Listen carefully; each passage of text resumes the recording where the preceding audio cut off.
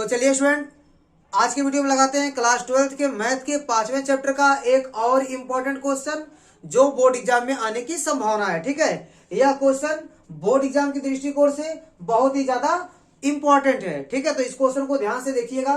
Question में लिखा गया है कि यदि फलन एफ एक्स बराबर ए एक्स प्लस 1 यदि एक्स लेस आर इक्वल 3 और एफ एक्स बराबर क्या लिया जाएगा बी एक्स प्लस 3 यदि एक्स ग्रेटर देन 3। ठीक है, तो एफ एक्स का मान ए एक्स प्लस 1 होगा कब, जब एक्स का मान आपका 3 या 3 से छोटा होगा, और एफ एक्स का मान बी एक्स प्लस 3 होगा जब एक्स का मान आपका 3 से बड़ा होगा। ठीक है, और यह बोल रहा है कि जो फलन है वह एक्स बराबर 3 पर क्या है, सतत है।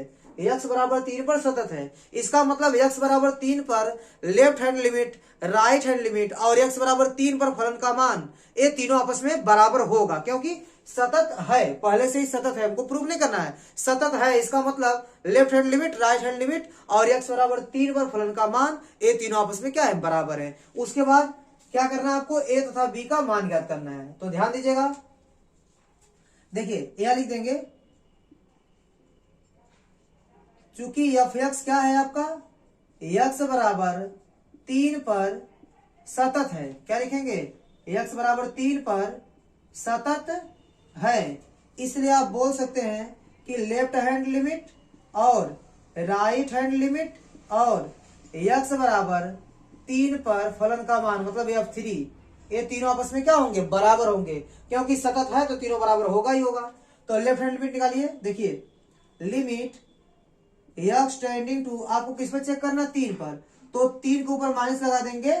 ठीक है, ये हो गया आपकी लेफ्ट हैंड लिमिट और ये हो जाएगा आपका एफ एक्स, और राइट में क्या होगा, एक्स टेंडिंग टू 3 ऊपर लगा देंगे प्लस, ये हो जाएगी राइट हैंड लिमिट, ये हो जाएगा आपका एफ एक्स बराबर f3 का मान कितना होगा, देखिए एक्स से जगह क्या रखा गया 3, तो एक्स बराबर 3, देखिए यहाँ दिया गया है, कितना दिया गया है, एक्स बराबर 3 पर क्या माना जाएगा, ए एक्स प्लस 1, एफ एक्स बराबर क्या माना जाएगा, ए एक्स प्लस 1।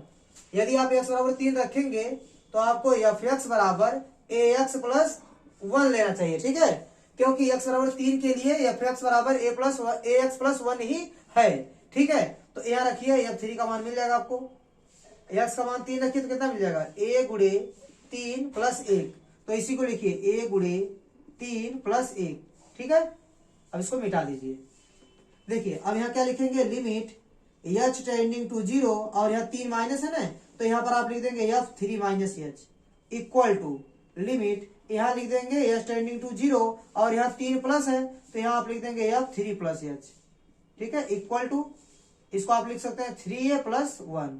ठीक है ना, अब देखिए यहाँ जो x का मान है वो 3 से कुछ कम है, क्योंकि देखिए जहां x वहां क्या लिखा 3 माइनस से, मतलब 3 में से कुछ घटा है, जब 3 में से कुछ घट जाएगा तो यह मान क्या हो जाएगा, 3 से कुछ कम, तो यह x का मान क्या है 3 से कुछ कम, तो जब x का मान 3 से कुछ कम है तो इसमें रखना पड़ेगा, यह रखिए, तो यह लिखेंगे लिमिट h टेंडिंग टू 0, यह रखिए a गुणे x का मान 3 माइनस h और प्लस 1 बराबर limit h tending to 0 3 plus h, मतलब x का मान क्या है 3 प्लस h, मतलब 3 में कुछ जुड़ा है, 3 में कुछ जुड़ा है, इसका मतलब क्या 3 से कुछ बड़ा मान होगा। ठीक है, यहाँ पर x का मान क्या है 3 से बड़ा, तो 3 से बड़ा तो कहाँ रखेंगे, इस नीचे वाले में रखेंगे, तो यहाँ रखिए b, x का मान रखिए 3 प्लस h और प्लस ये हो जाएगा आपका 3। ठीक है, x का मान रखा गया 3 प्लस h।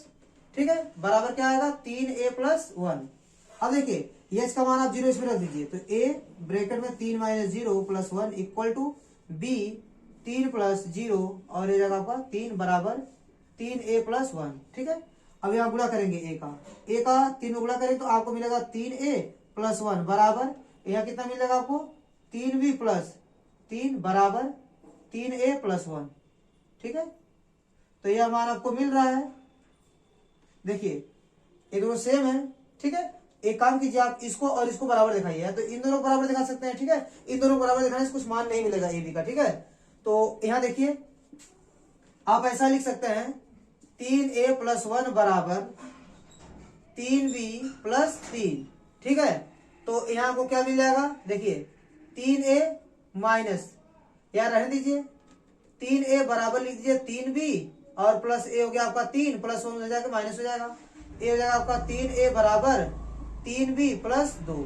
अब देखिए स्टूडेंट आप यहां से a बराबर निकाल लेंगे 3b+2/3। ठीक है, अब यहां से आप b का मान कोई रियल नंबर रखेंगे तो उसके अनुसार आपको a का मान मिलेगा। ठीक है, जैसे b का मान आप यहाँ 1 रख देंगे तो 3 × 3 और 3 + 2 5, 5/3 मिल जाएगा। अगर b का मान 1 रखेंगे तो a का मान आपको क्या मिल जाएगा, 5/3 मिल जाएगा। इसी प्रकार आप b का मान अगर 2 रखेंगे तो आपको 3 दूनी 6, 2 8, 8/3 मिल जाएगा। ठीक है, आप ऐसे ही लिख देंगे, a और b में संबंध मिलेगा। ठीक है, आपको अलग अलग a और b का मान नहीं मिलेगा, यहाँ a और b का बहुत ढेर सारे मान हो सकते हैं। ठीक है, तो यहां तक आप कर देंगे। ठीक है, ये आपका आंसर हो जाएगा। ठीक है, तो स्टूडेंट इसमें आपको a और b में संबंध मिलेगा, b का मान अलग अलग रख के आप a का मान अलग अलग निकाल सकते हैं। इतना ही करके आप छोड़ देंगे। ठीक है, तो उम्मीद करता हूं ये क्वेश्चन आपको अच्छे से समझ में आया होगा। ठीक है, तो मिलते हैं नेक्स्ट वीडियो में, तब तक के लिए धन्यवाद। और मेरा वीडियो देखने के लिए आपका बहुत बहुत धन्यवाद। प्लीज आप मेरे चैनल को लाइक कीजिए, शेयर कीजिए और सब्सक्राइब कीजिए। धन्यवाद।